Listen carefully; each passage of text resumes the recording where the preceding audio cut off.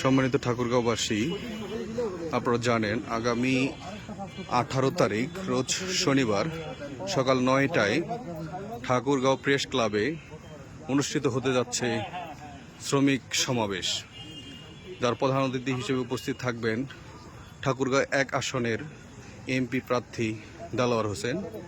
তার এই কার্যক্রম পরিচালনার জন্য মাঠ পরিদর্শনে এসেছেন।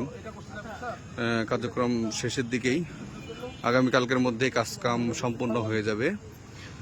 ইতিমধ্যেই আমাদের জেলা জামাত নেতৃবৃন্দ, শ্রমিক কল্যাণ ফেডারেশনের সহসভাপতি এবং ঠাকুরগাঁও পৌর জামাতের সম্মানিত আমির, সদর উপজেলার সম্মানিত সেক্রেটারি সহ নেতৃবৃন্দ মাঠ পরিদর্শন করছেন। আপনারা দেখছেন আলহামদুলিল্লাহ অনেক সুন্দরভাবে চেষ্টা করছি। বিপুল সমপরিমাণ লোক ঘটবে, সমাবেশ ঘটবে। ঠাকুরগাঁয় ইতিমধ্যে বাংলাদেশ শ্রমিক কল্যাণ ফেডারেশনকে